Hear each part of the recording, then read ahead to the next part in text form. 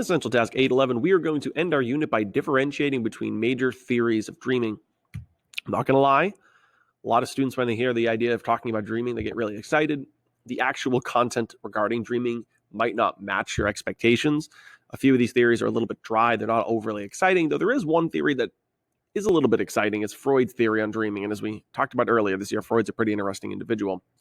As I just showed you, we have a pretty typical concept map, a box at the top and 4 columns left to right. I will allow you to pause the video here before proceeding into the concept map. So a few things to note about dreaming. Number one, just to define it, dreams occur predominantly during REM sleep. It's not impossible to dream during other stages, but it is predominantly during REM sleep. Dreams can be emotional, they can have images, they can have thoughts. Individuals who are blind still dream, so they don't necessarily have to be visual. That's why I've added these other criteria. And the other key here is your body is paralyzed during REM. Therefore, you're virtually never going to act out your dreams. It would be abnormal. It would be part of a larger diagnosis. For the vast majority of individuals, they are paralyzed during REM sleep. They are not going to act out their dreams.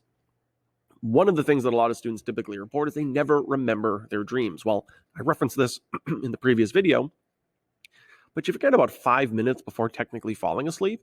So if you have a very vivid dream one night and then fall back asleep immediately after, assuming, let's say, you woke up because of the dream, well, if you fall back asleep so fast, you're not going to remember it. A bit of advice that I could give you if you really do want to try and remember more of your dreams. Some people keep dream journals where they get into the routine of immediately thinking about their last dream when they wake up. That way it becomes more routine. So if you do wake up at 3 o'clock in the morning because of a vivid dream, instead of going immediately back to sleep, you're going to grab your phone, grab your journal, write down what you last dreamed about. You might see an increase in how many dreams you recall. People typically report having dreams about real life experiences. I personally dream about grading all the time. It's actually pretty disheartening because then I wake up and realize I didn't actually grade what I thought I graded in my dream. A lot of students have reported over the years dreaming about getting ready for school or doing something trivial like driving to work. Hunter-gatherers dream more about animals. So your life experiences seem to have a huge impact on your dreams. And then I mentioned this in the definition, but I really want to stress it here. You don't typically act out your dreams. The vast majority occur during REM. You are paralyzed during REM.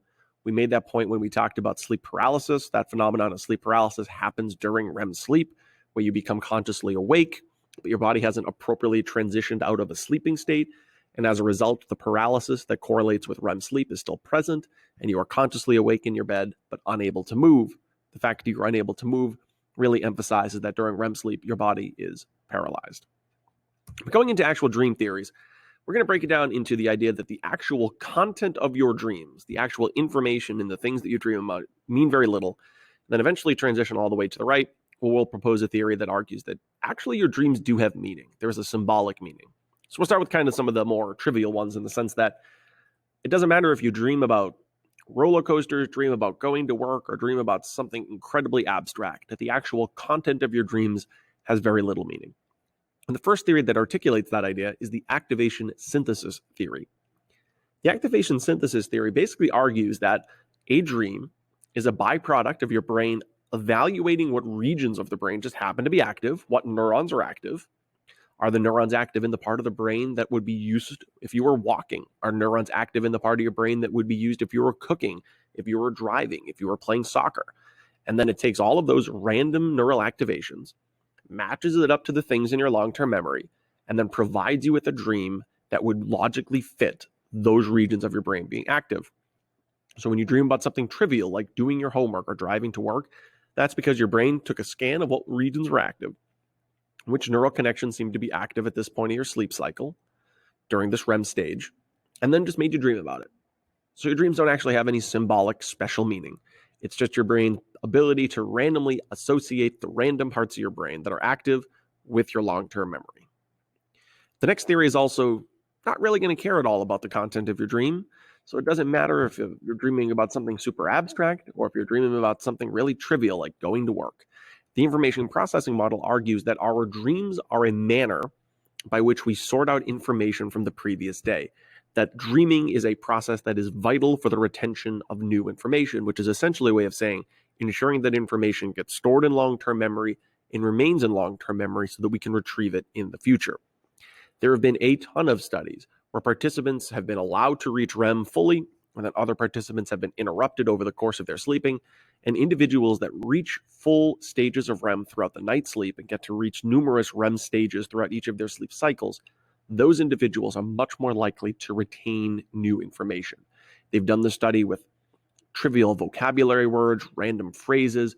They have shown in countless different iterations that reaching REM is vital in the overall memory process.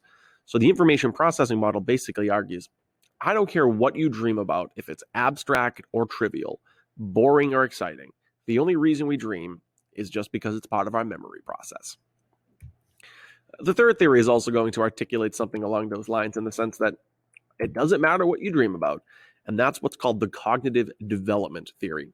Now, we typically sleep more when we are younger. As we age, we sleep less. I made this point in a previous essential task, but when we're much older, our sleep tends to be interrupted more. We tend to wake up in the middle of the night and have difficulty falling back asleep. Not that that can't happen at your age, but when you're 50, 60, 70, that's just more likely.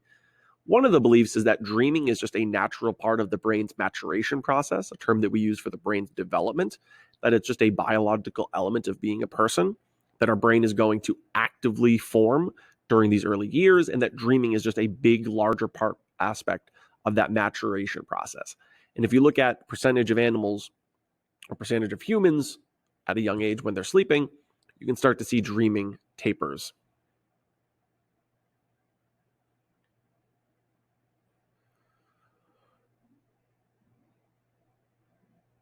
The final of the dream theories is the only one that's really going to argue that the subject matter, the content of your dream, has some type of deep symbolic meaning. And that is our old friend, still behind my shoulder, Sigmund Freud. This is the second time we've talked about Freud in this class, though he had several concept maps when we first talked about him in the personality unit. Just a quick refresher, he's the individual that talked about the id, the superego, and the ego. He's the individual that came up with those defense mechanisms, at least in combination with other psychoanalysts at the time. Freud had a big fascination with dreams. It was a really major element of his writing. He developed what was called the wish fulfillment theory. Freud believed that dreams were our opportunity to express what might otherwise be considered an unacceptable feeling. So, for example, in your dreams was an opportunity for you to express violent, sexual, aggressive thoughts and urges that might not match the societal standards that you live in. And the caveat to that is Freud believed that literally every single dream, in some capacity, had underlying elements of aggression or violence or sexual desires, that there was no in between. That yes, you might have a dream that's somewhat boring about just going to work one day, but that's simply just the manifest content of the dream. In Freud terminology, in the context of dreaming, manifest content is the literal storyline of what happened. In my dream, I woke up and drove to work. In my dream, I went to the supermarket. That's the surface storyline, what literally happened. But what Freud articulated in his writing is that from that point, you needed to analyze the deeper symbolic meaning of every dream. And Freud could basically take any dream, even if it was mundane and boring, and find some inkling of aggression, violence, or sexual urges. So if you told him you were driving to the supermarket, Freud could come up with some caveat or some unusual, convoluted way to associate aggression, violence, or sex with going to the supermarket. And that secondary interpretation of your dreams is what's called the latent content. So according to Freud, dreams have two things: a storyline, manifest content, and then a deep symbolic, aggressive meaning, something representing your inner id's deep, dark, aggressive, sexual, or violent desires. Even if the dream is really boring and mundane, he would find some way to associate id's urges by evaluating what he called latent content.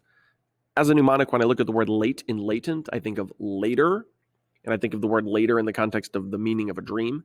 You're not necessarily going to know the latent content of any dream until you sit down with Freud and have it analyzed. You can watch this clip here in the bottom left corner.